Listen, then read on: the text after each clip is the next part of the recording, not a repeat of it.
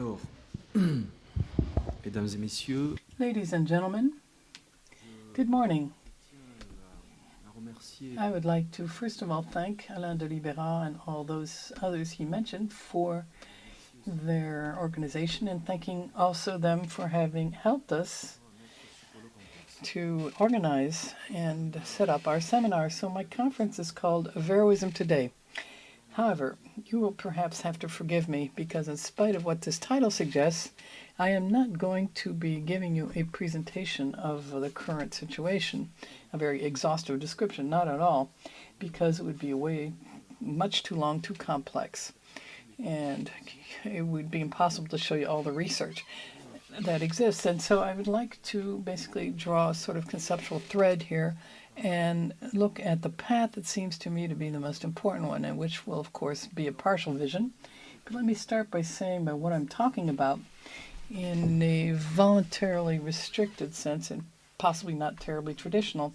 As I understand it here, the Averroism in the Latin world is, first of all, the collection, which is not completely homogeneous, the collection of favorable readings from a rational point of view of the doctrine of the intellect as explained by Averroes in his great commentary on Aristotle's On the Soul. And also, understanding Aristotle in this way designates in all types of philosophical readings that are favorable to a triple theory that have a certain substantial separation of the intellect, in particular the intellect called material, the substrate of thought, the theory of its oneness or unicity, and the third involving its character, which is not just incorruptible, but involving the past and the future. So the intellect is a substance separate from the body. It is one for all the human species. It is incorruptible. And Averroism, from a conceptual point of view, is precisely that. And thus, this is something that people have understood for a long time through the brilliant refutation written by Thomas Aquinas, and of course others that we saw throughout his career, which culminated in a masterpiece he written in 1270, which is De Unitate Intellectus contra Averroistas, on the unity of the intellect against the Averroists, a text that we can say serves as a kind of a matrix or reference for all positions in the future, positive and negative. For a long time, Averroism was Thomas Aquinas' Averroism, according to Thomas of the adversary Averroism, as Thomas Aquinas formulated and condemned it and basically reduced it to nothing. But this, of course, can lead us up into the latest Gilson we talked about earlier, talking about imposing a kind of a framework of interpretation. And thus, it's not only a question of a few concepts that are supposed to summarize the essentials of Averroism, but also a certain idea of what one might call the philosophical stance of Averroism, which concerned both its relation to faith, to revelation, and the sacred. And all this definitively condemns Averroism, both in terms of the history of scholasticism, strictly speaking, but also the broader perspective of European philosophy. And so today, it seems that all this is now being completely upset or overturned. And let me talk about this concept of the separation of intellect. First idea that Thomas Aquinas talks about, and I'm not talking here about the real effect that this is producing in the history of the scholastics, but rather its importance in the modern view of Averroism.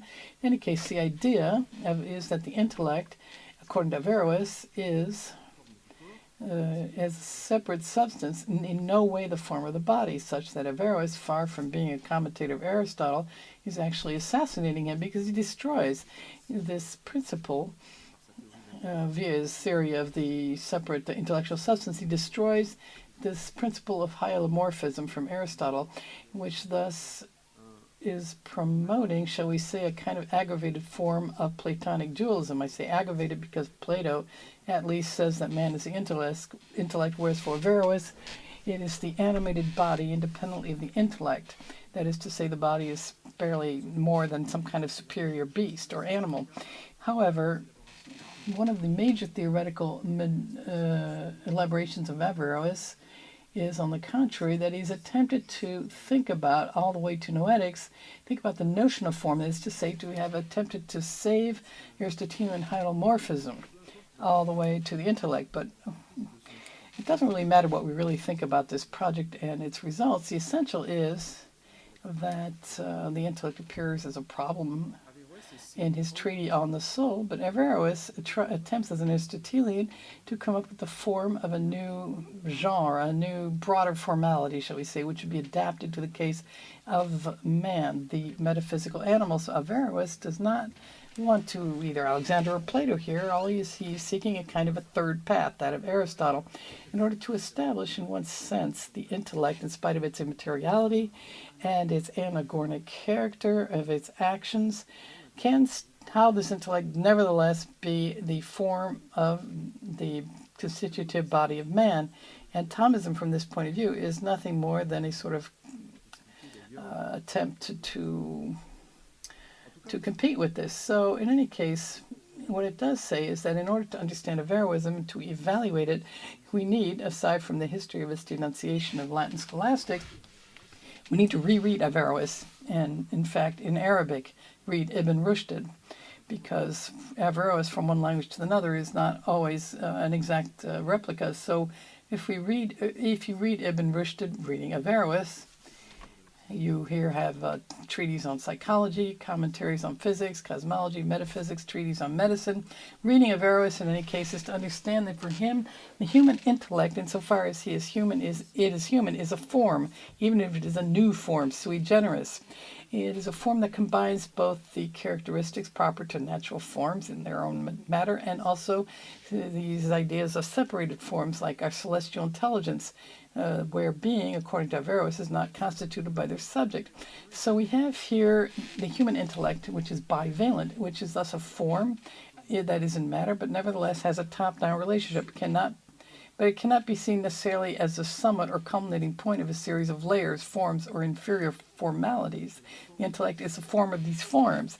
This is what Averroes, who is inheriting this from Alexander here, is attempting to establish. And this is also true for the great commentary of his great commentary on the Treatise on the Soul, when he talks about the material intellect in terms of substance. So the word substance is a strong one, but it does not necessarily involve simply a univocal model of primary substance. And so we must not forbid ourselves from thinking about the intellect as a kind of universal that covers a ordered series of individual formalities, which, in spite of the separation it depends upon, this means that Averroes, against what Thomas of Aquinas would say, Averroes is not defending, thus, a theory of divide between the intellectuality and corporality, but rather a theory of stratification. Man is a stratified being.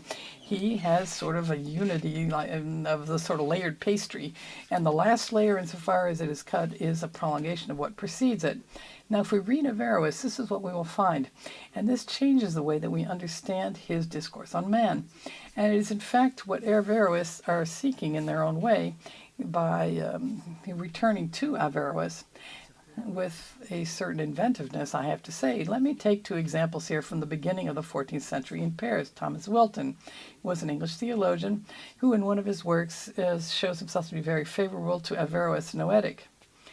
And as he says, the human intellect is indeed a substance, a subsistent reality, but if it is separate, it is to the extent that it is not mixed with the body, not because in any way, because it could exist completely by being cut off from the body. So this subsisting intellect is a form, says Wilton. It is a forma informans, that is to say, an informing form, and not just, which is technical, and we have here an excellent future for this, not a kind of assistant form. It is an informing form, that is to say, a form with a natural inclination towards the body. There is a relation dependency on the body, which is such that these two results compose truly a one, which can act by specifically distinguishing itself from anything else. Thus, again, by consequence, and by a theory which combines many different heritages, we get the idea that Aristotelian hylomorphism is being taken to its furthest point by Averroes. and that the intellect, to go back to the theological term of Wilton, is a suppo, or a suppositum, which is distinct from the body or from the man, and in spite of the fact that it is in a single configuration within the universe. Here is a second example. Jean of Jandon, Jean de Jandon in French. He is a master of arts in Paris. He defends the idea of the theory of information a little bit differently by reactivating the key concept of Sige of Brabant, who was Thomas Aquinas' adversary, which is what was taken from a very detailed reading of physics and cosmology from Averroes. We have here this concept of the operant intrinsicum, or the intrinsic operator appropriate to the body. So, as John says, the intellect certainly is not inherent in matter, which is clear. Typically Aristotelian. It is not a form that is in the body and that by placing itself in the body confers it being. No, but it is nevertheless a form. It is a form, but on another mode. That is to say, that of the intrinsic operator, where the intellect is destined by nature to communicate with the body in the production of the mental act, and thus constitutes with that act an aggregate which has no other equivalent in nature. That is to say, man.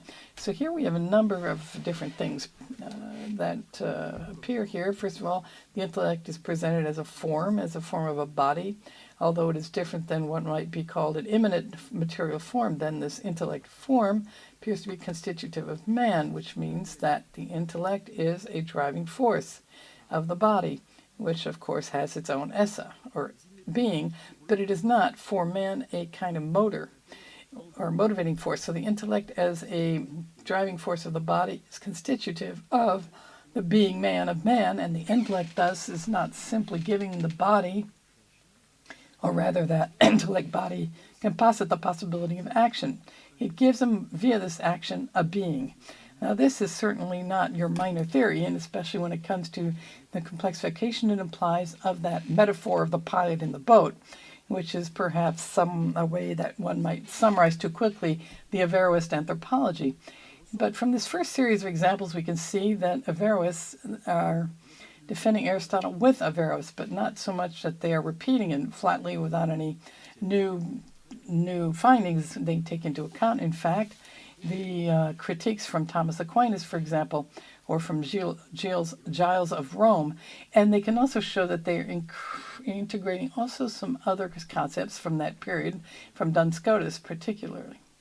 And they may not simply be repeating Averroes, they are also, would appear that they are not clones of Averroes either, they're all identical to each other. For John of Jandam, for example, who is not Siger, even when he quotes him, he is not Wilton, even though he is copying certain pages of his work, but on the basis of a same textual relation in favor of Averroes, and perhaps this is this textual relation that constitutes the definition of Averroism, but in any case, even this textual relation is, from a theoretical point of view, not a single Averroism, but many Averroisms, different ways of understanding and integrating the exegesis of the commentator, and this right at the beginning of the 13th century, and not simply starting with the Renaissance.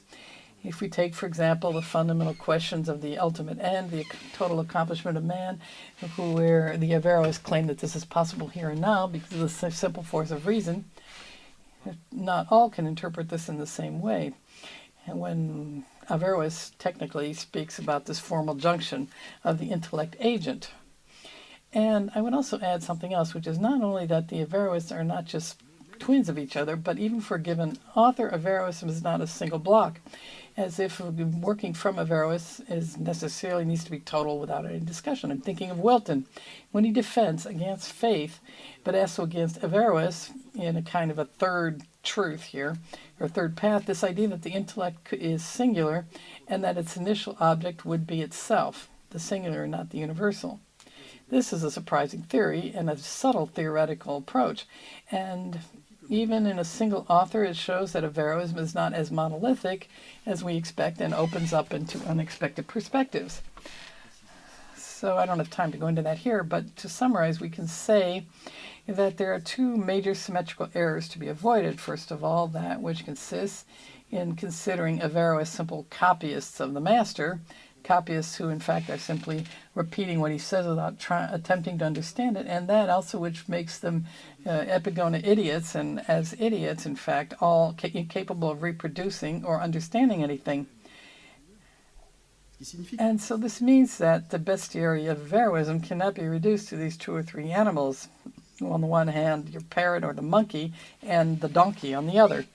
So thus, for a general reason, we must consider that Averroism can be seen in a truly philosophical dimension of active and differentiated reappropriation of Averroes as exegesis in commenting Aristotle. To put it another way, Averroes are authors in the literal sense of the term.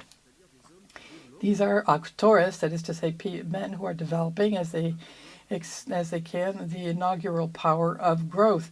And this power comes from the system of Averroes in his dependency on Aristotle on the history of Greco-Arab history of peripeticism. And this is the mark of a system which is never seen as entire. And thus this authorizes all sorts of deployments of theoretical virtualities. Averroism is a history of these deployments. It is a history which is diversified but consistent, of history of certain theoretical possibilities in the thought of Averroes. C.J. de Brabant, Thomas Wilton, Jean de Gendin, and all the others, because, of course, we don't want to exhaust your interest here, but they all can produce as many interpretations of the text of Averroes, who is unstable, as there are problems. Many interpretations, but within a single family. That is to say, around a certain number of theoretical choices which are sufficient to create a kind of a camp against another camp. So we must insist on the philosophical or conceptual dimension, because that is what people have criticized Averroism for. The main example I've chosen, the relation of the separate intellect to the body, shows the reverse. Averroism is not just taking a position by saying yes or no on that question of knowing whether the intellect is a form of the body. What he is doing with Averroes, and again we have here a complicated tradition behind this, is that we are asking ourselves, what is form, or a form? This is a fundamental philosophical question. What is a form? What are the conditions of its information? Is it not, for example, an information via inherence, or can we conceive something as being a separate perfection, which would require that we need to rethink the combination or articulation between being, power, and action? This is what Averroes is attempting to do, and this is what the Averroists are working on, and which basically situates their production within the living history of rationality. So Thomas of Aquinas reduces Averroism to a series of wrong answers, but the truth is that actually Averroism is asking some good questions. Take the most obvious example of Averroism for Thomas Aquinas, and in history, is an impious system, which is first of all absurd and destroys personal rationality. It's a system whose theory of the separate, unique, and eternal intellect no longer allows us to verify this axiomatic proposition, which everyone has an experience of, and which he is thus assuming even when he contests it. That is, we are assuming the individual thinks. So what we're saying here is that Averroism cannot establish this. In modern terms, we would say that this is the system of the anti-cogito, except that the theoretical reality is completely different and more complex, because the statement hic homo intelligit, or this man thinks, or ego cogito, I think, this is something one wants to simply note whether it is valid or not valid. But this is falsely obvious, so to speak, because in order to understand it, it includes a considerable number of theories which I think it would be a good idea to question. And this is what Averroism has done. Averroism is not simply saying man does not think. The Averroists are asking themselves, what is thinking? What is man? What is the connection between thought and the experience of thought? What am I experiencing if I feel myself thinking? Or once again, if one can recall that the pretended adversaries of man in Averroism are not acting or act not in thought, or that thought is, Averroism is asking, what are the actual conditions of attribution and imputation of acting? Is it self-evident that we must involve the notion of interiority, that of the subject, or must we necessarily place within this mental action will? And what about this phantasm? What is its scope? And this is what Averroism is asking, and it shows that there are a number of problems in European thought which are imposed with Thomas and others before also disappearing. It was never a single path. So if we're carefully looking at these nuances that separate the various Averroist from Averroes, and basically closely looking at the differences that define each of the Averroists, I think we need to focus here on the philosophical dimension and the fertility of that approach in Averroism. So here once again, we must look again at the severe judgment that Gilson has on Averroism. He has certainly written some beautiful pages against Averroism. And he calls it an obstinate and stubborn movement, a movement which is simply content with constantly repeating the words of Averroes, sort of walling itself away and behind reason into a narrow attempt to preserve Aristotle. Now, Averroism would be thus by essence conservative, a pseudocist, and again, I'm quoting Gilson, it would be completely sterile philosophically speaking. Now, why is that? Because Averroism would thus be the last avatar of Greek philosophy cut off from Christian revelation. For Gilson, reason is sort of left to herself, and reason is simply rational, but with no dynamic, no future, no real cannot bear any real fruit. And this is one of the major theories of Gilson. As we know, Averroism suffered a great deal from this for quite some time, but without the auxiliary of revelation, philosophy is vainly pure and is wiped out. And only the Christian revelation can fertilize rationality, animate it, galvanize it, and finally give it the means to achieve itself. So now, of course, current research is discussing this reading of Averroism. First of all, Gilson's condemnation is not based on an examination, that is, of the various Averroist commentaries. And I must repeat, there are many of these. They are plural, more dialectic than people think, full of concepts from their period, more or less explicit dialogues with other masters and other theologians. So the idea that we have a simple school, an imitative school, closed in on itself, this idea is not correct from a factual standpoint. And secondly, the idea that reason is fertilized by revelation, Christian revelation, this is not what you might call scientifically acceptable, even if it is clear that medieval Latin thought is part of this dynamism that we see in Christology or the Trinitarian theology.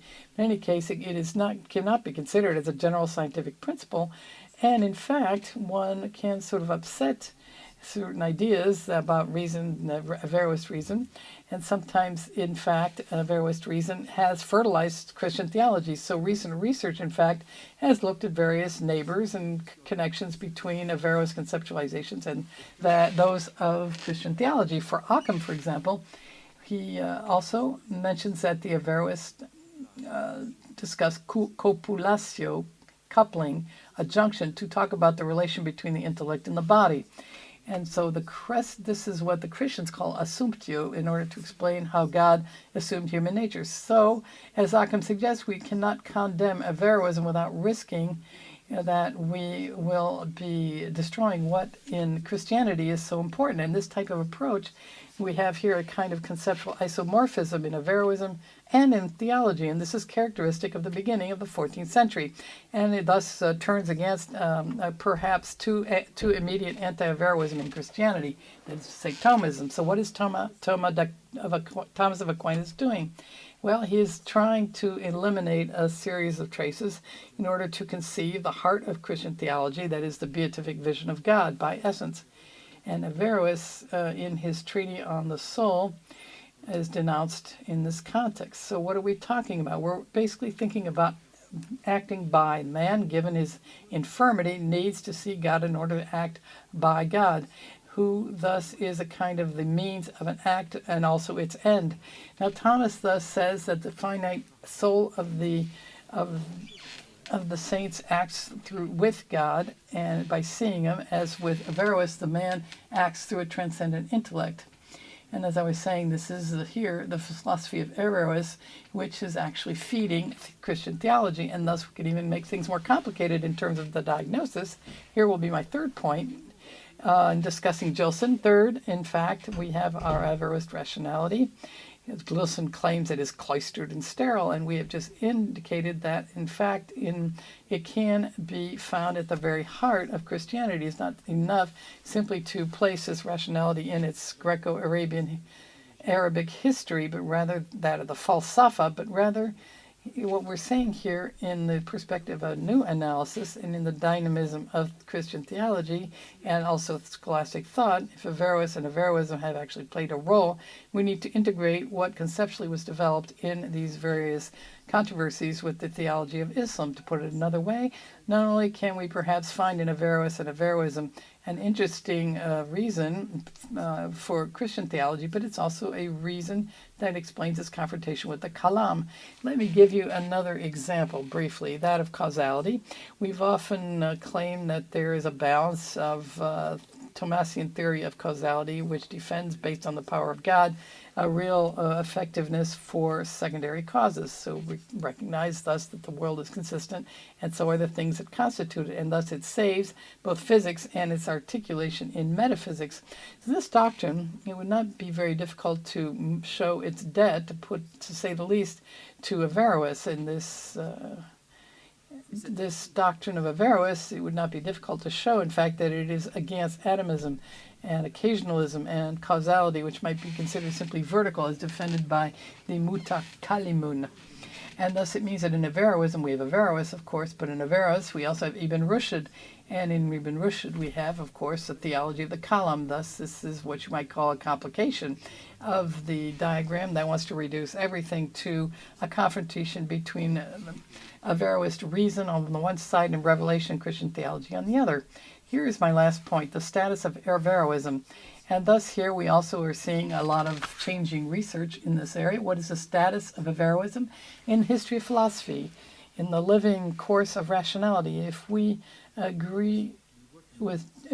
to go against Gilson's judgment, he sees it as a sort of a dead end, a sort of vain, useless discussion of reason, which is dying because it is only hungry for itself. We could say that Averroism, first of all, was determined by the reaction that it gave rise to, by a sort of counterpoison or antidote, as I might say, which he made necessary. So we can see that Averroes and Sige of Brabant have also had an effect on Albert the Great, on Thomas Aquinas, of Giles of Rome, by engaging them, in fact, which is very interesting historically and conceptually, on the path of a massive theorization of both evidence and immediate condemnations that oppose them.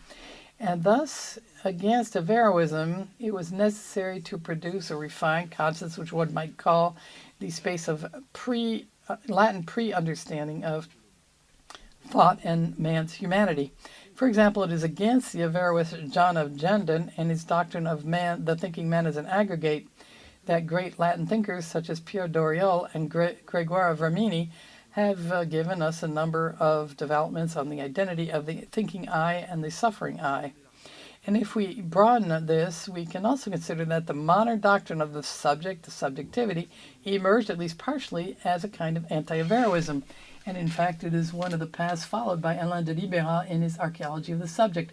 And so it's thus, at least from this negative point of view, Averroism, which is sort of like a counterpole to European thought, does indeed deserve some attention. But Averroism, perhaps, would it only be important because it was rejected? Or is there any constructive aspect? Could it possibly have served, for example, in the process leading to the modern theory of the subject agent? Was it only a kind of a counter model? And this is some of the things that we must discuss in our research, this idea perhaps that Averroes and Averroism, when they're properly understood, serve not so much as a counter model, but as a kind of a fertilizer or yeast. And so if I may so put it, Thomas Aquinas and Thomism have lost. They have lost. In fact, this Aristotelianism has lost, but both during and after the Renaissance, such that the new philosophy was able to appear with Descartes, for example, because basically they kept and relaunched something that Thomas Aquinas was opposed to. And thus, in fact, and this has also been shown by Alain de Libéral, we have the Quarrel of Utrecht against Descartes. Of course, Descartes emerged as the victor, but we have this quarrel in the 17th century, which is something similar to that anti-Averroist quarrel in the 13th and 14th century. So we have the idea of man created by accident that we have given to Descartes. These, in fact, were the Averroists who were the first to come up with this idea. And in fact, to put it another way, perhaps we could get out of Averroism a kind of certain number of ideas that modernity, in fact, has partially inherited. although they've forgotten that. But Renan, for example, has only one word when talking about modernity. If you read The Future of Science, the word is humanity. And Alain de Libera also spoke about this. But in the history of humanity and of this concept, humanity, Averroism and its doctrine of the single intellect for a single species probably has been important. And in fact, it is perhaps this that fascinated Renan in Averroism. And we know, of course, he was also a great critique of Averroism. And he writes, and I quote, "A living and permanent humanity, this seems to be the meaning of the Averroistic theory of the unity of the intellect." This is a very positive meaning, and this is what one might even be able to see in the progress of the modern world during the 19th century. And if we go back to the most famous concept of Averroism, that of the unique intellect or single intellect, we can see a very relevant theoretical strength. And so Averroism, of course, was inherited from Arabic thinking. It is a doctrine of the anthropological sharing between the elite and the crowd, the mass, the vulgate. But of course, it is also a system that is attempting to establish something like a sort of common power of thinking shared by humanity. So the intellect is not one just as a sort of classic substantial reality, such as Socrates or our sun. It is one as a common power. It is one as a global condition of the emergence of the thinkable, which is distributed as a singular power every time the individual imagines something or works as a man. And we can see here various contemporary political reflections on what one might call the community of equals, where we attempt to conceive, and here I quote Rancière, we attempt to conceive the differentiated distribution of the forms of investment of an intelligence which is the same for all. However it may be, on a larger scale, we need to see Averroes as part of the common history of philosophy. We need to look at him in terms of Kant's pure reason, or as Herder saw in his concept of humanity at walking through history. We also need to look at him in Spinoza. He seems also to be a son who was as cursed as a father. We need to look at the general will for Rousseau and this idea of the common self. We need to look at him within the notion of appropriation for Locke and Nietzschean critique of subjectivity, the general intellect of Marx, and the fears of the great all, which inspired socialism in the 19th century, as well as communism. And also we need to see them in the very principle of Durkheim's sociology in Frege and his third realm, and in the Heideggerian scenario of the future of the Hypokemenon. And of course with Freud, of course, in psychoanalysis, which in many ways is a kind of an avatar of Averroism. And so yes, perhaps Averroism, as Gilson says, is perhaps stubborn and obstinate, but why is this obstination and this insistence? What is this a sign of? That is the question. Now, what in the eyes of Gilson is indicated the invalidity of Averroism could in fact be a clue as to its value. Of what is a system that reappears, that is stubborn, what is it a symptom of? And what other than the fact that the questions asked, in fact, are those difficult questions, those we attempt to avoid, but that we are led back to, because these are the questions that precede us and survive us. Thank you.